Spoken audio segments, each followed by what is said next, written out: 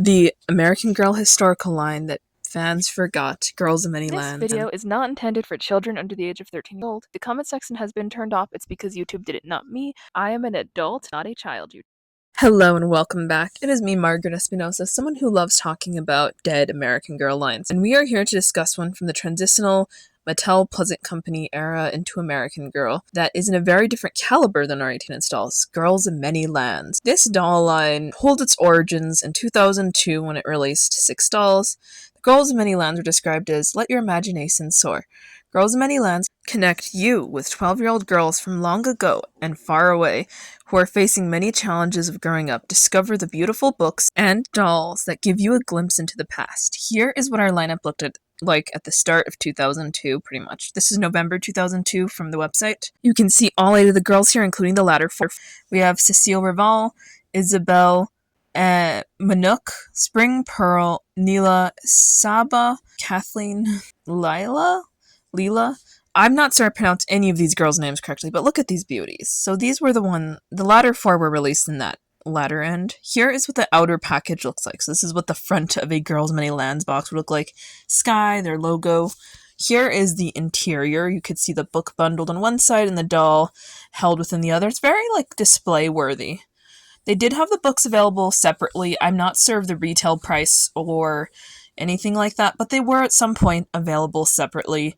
I'm just not too certain if they were in libraries or what. The face molds and body molds were done by Helen Kuss, a BJD artist. She did all their faces. I believe they have unique faces. Also, here's a warning for naked dolls real quick. I'm not trying to trigger you. So here's the dolls. You can see that they're strong. They have the basic 5 points of articulation. They stand about 9 inches tall, so a little shorter than a Barbie. I am almost certain they all have unique face molds for each doll, but I'm not 100% sure. Let's move on to the books. Well, kind of. I don't own any of these books, so I cannot tell you about my personal thoughts or feelings on them, but I can read synopsis from the website. Here's what one synopsis. Isabel, England, 1592.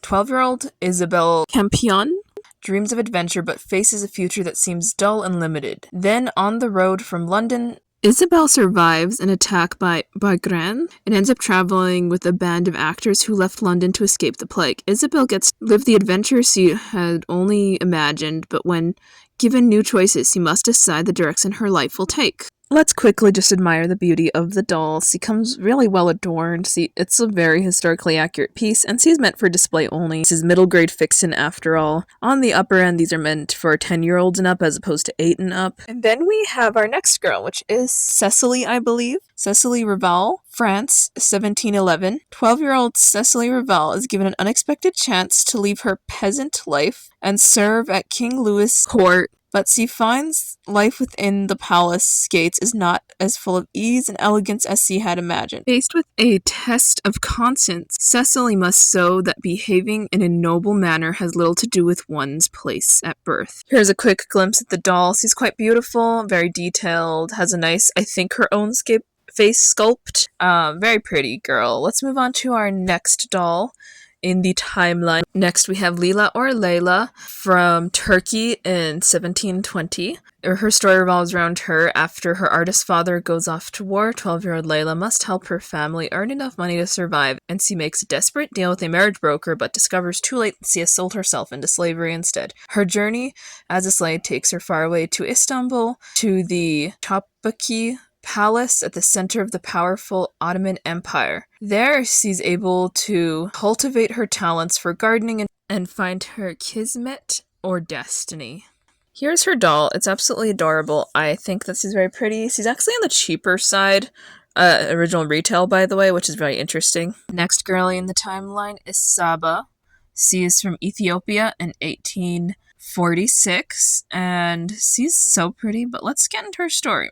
When 12-year-old Saba and her brother are kidnapped and taken to the emperor's palace, they live the life of royalty. But as Saba discovers secrets about her family's past, he realizes that she and her brother are pawns in a violent struggle for the Ethiopian throne. Saba must summon her courage and faith and save both herself and her brother from the hyenas who want to destroy her family. Sorry for any mispronunciations. I did struggle a bit with some of the names of locations and places here.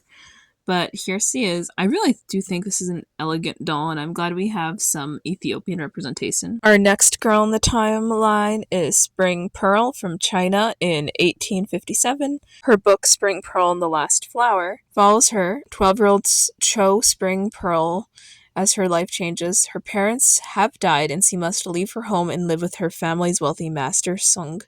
Unlike most Cantonese girls, Pearl has to learn to read and write, and she must now learn new skill, how to survive in Master Sung's hostile household.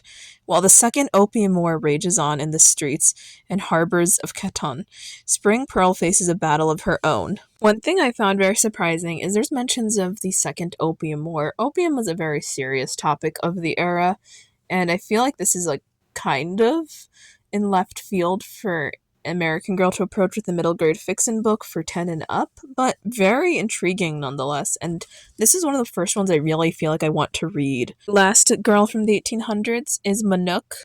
Manuk is from 1890, and her story takes place in Alaska. Going to try to say this tribal name. It's Yupiki.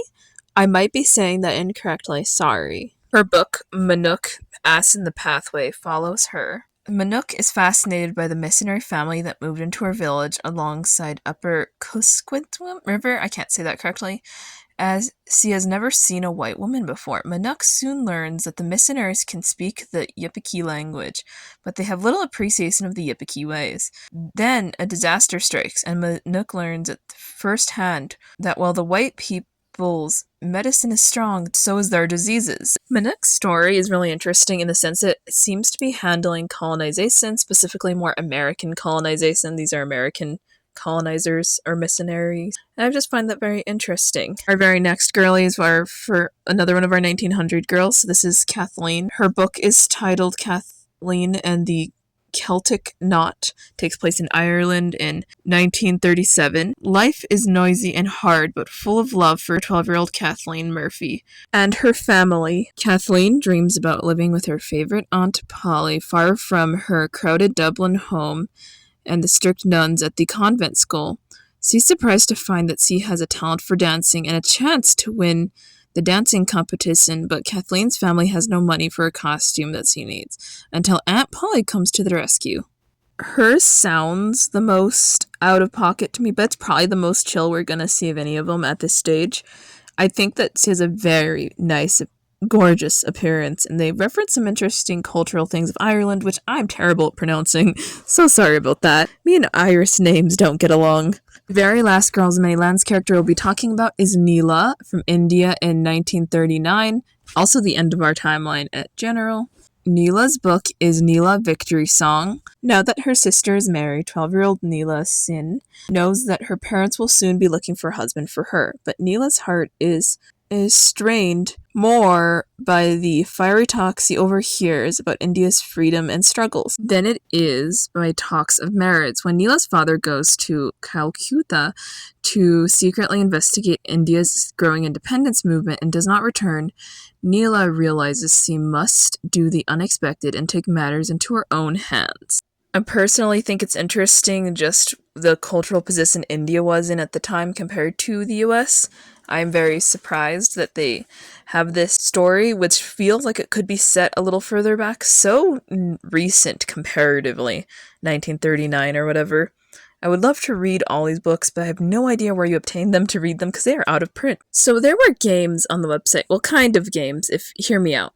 So we had the 8 girls you could pick from. Here's a Wayback Machine view, and you could pick a girl and then that specific character would lead you to a menu. For instance, Kathleen's, which works better than the others from the archive, you could read an excerpt from her book, send an e-card, and download her wallpaper. You could also just leave book reviews if you wanted to. You can actually scroll through these today if you feel like doing so. I'm not going to go through that right now. Just know that these dolls were at the price point of $48 to $52 throughout their active run between 2002 and 2005, and probably faded out due to their display-only qualities. Their auxiliary accessories were a display case, risers, but this was a really awesome line that I feel like time and largely the American Girl fandom forgot. I hope you enjoyed this video. It took me forever to research because I was trying to figure out the way back machine to get some stuff from the website. I hope you guys like this video. Check out my resources in the description, please.